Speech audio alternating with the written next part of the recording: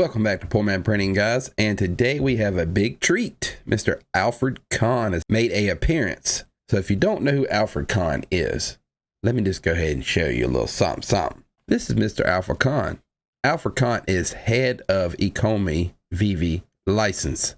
He's the man who is responsible, him and David, of course, are both responsible for bringing in all these big licenses like Marvel, DC Comics, and so on. We all know the license, right? Alfred Kahn is responsible for some of the biggest releases in licensed industrial, including Pokemon, Yu-Gi-Oh!, Teenage Mutant Ninja Turtles, Cabbage Patch Kids, Polly Pockets, Nintendo Brothers, Zelda, Donkey Kong, James Bond, World Wrestling Federation, Monster Jam, Trucks, Xbox. I mean, the guy has made $25 billion, $1 billion every year for 25 years. He also has his own company, 4Kids Entertainment. And he's actually bringing out Kung Fu Pork Choppers, which is going to be another big hit. We all know this. So when Alcon speaks, we tend to listen. This is him talking about Veve and why he sees that it is such a great opportunity. So let's listen in.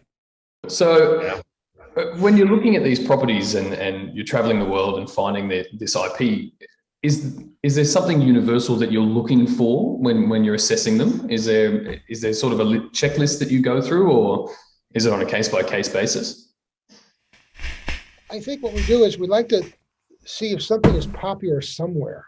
You know, it's very difficult to take something that is not known in any way, shape, or form, or the play pattern is not known, and then try and build that from scratch. So I always like to find something that had a little bit of success, or maybe a lot of success, maybe in a very diminutive way. So an example of that, I was reading the Wall Street Journal one day and I saw this article about a guy in Cleveland, Georgia.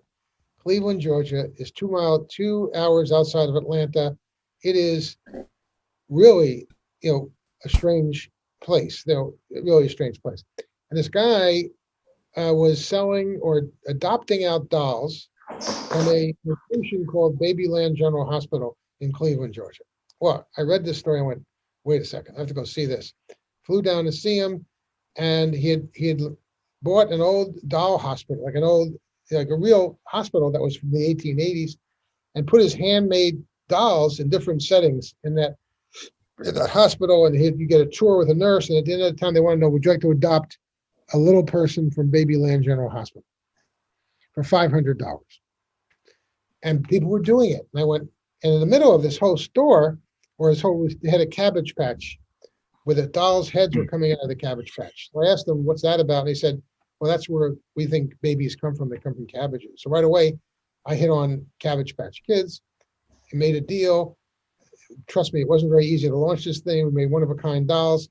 We did $1.8 billion in 3 years. Wow. It was pretty amazing. You hear that? And it's also really cool how he actually found the Cabbage Patch Kids the way, I didn't know this story. So it's great to hear exactly how he finds these products and just shoots them to the freaking moon. Amazing.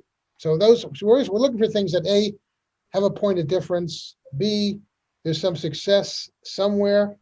And also, I think there's also something that maybe was done previously that we could do a little better. But there was always some connection to something. Look, Veve is, the thing that the Veve was so important to me was it's collectibles. It's really collectibles. But it's really, when you look at David's collection, which is, holy shit. I guess that means David has a lot of collectibles. Excuse my French, but it's like unbelievable. And then you look at, how much money is spent on collectibles. And yet, so to me, looking at Veve, was, well, why can't there be another way of collecting besides the traditional way of buying a physical element? And David did a really good job, I think, on explaining the fact that, everything had gone digital at some point in time, whether it be records, whether it be albums, whether it be trading cards. There's a whole litany of digital situations. And I loved he and Dan's thought process that we're not going to make flat collectibles. We're not going to make, a two-dimensional flat collectible. We're going to do something really different in augmented reality, 3D. So I felt they had an idea. They really had an idea. And see, and that's what drew me to Veve, because to tell you the truth, a flat collectible does not really excite me. Like, I could care less. But if I could take a collectible that's 3D, put it in AR, interact with it, or play games with it, that's a lot more fun, don't you think? But that's my opinion, you know. So I was really intrigued by that idea. Yeah, right. David, I would love to see the email that you sent to Al the second time round Yeah. And I think Al goes, oh, you come to New York, come over, see me, and we talk over. And I think there was quite a few number of, swapping email back and forward. And I think Al was going, how could you own a digital collectibles? And, popping over to New York, explaining, and I think I met up with Al a couple more times in Las Vegas. He had a huge booth at Vegas licensing. And that's true. Like, I explained this to some of my friends at work and stuff, and they're all hard knocks, So when I say, hey, check this out, I show them a 3D image. Well, actually, I tell them that I'm collecting digital collectibles. And they like, it's on your phone? It's like, yeah.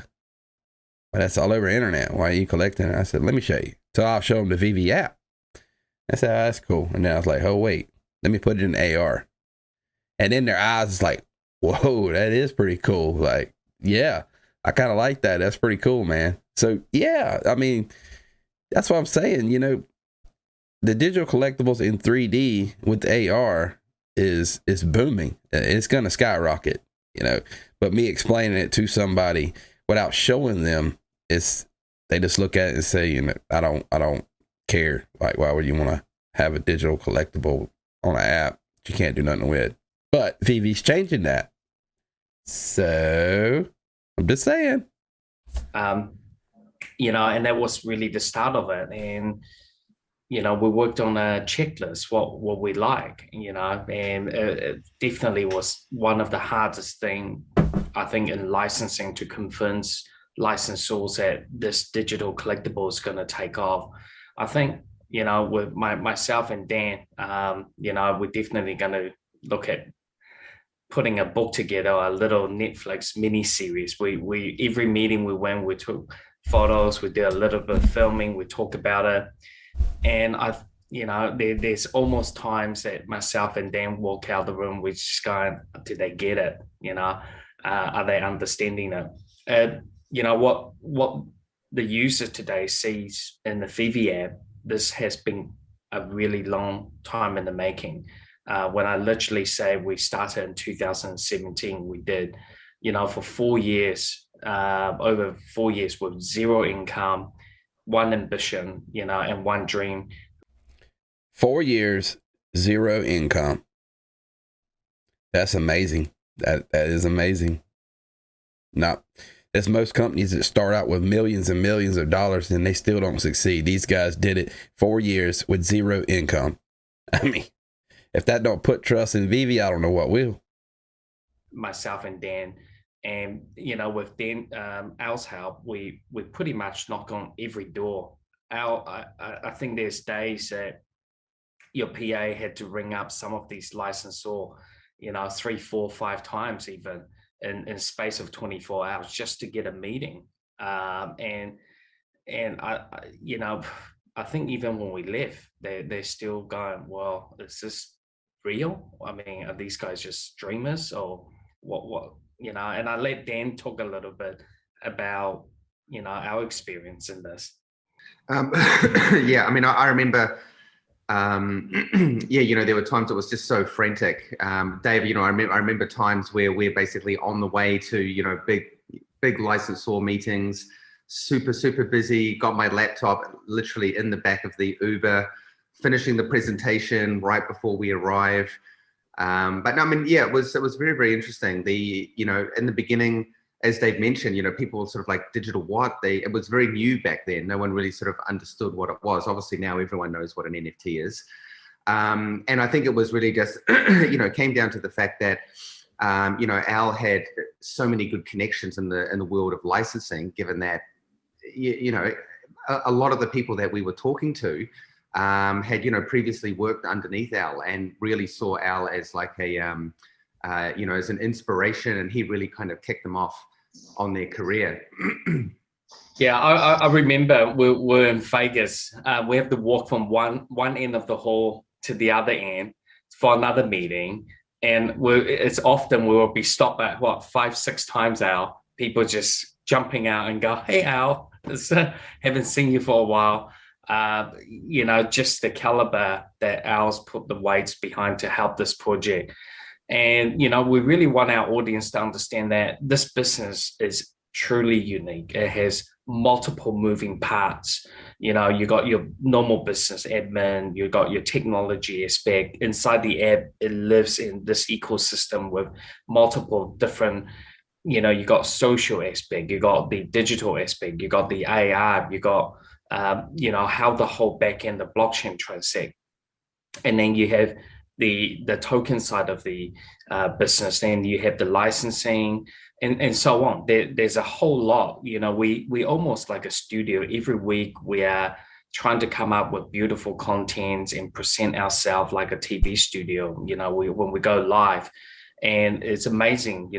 We have products that sells out in literally in minutes or sometimes in seconds, and this is all part of carefully orchestrating it, and Al has been one of the most key instrumental in the business, because we really believe that it's not just normal content, it's about premium content, and that's what we're about. And Al, maybe talk a little bit about what premium content,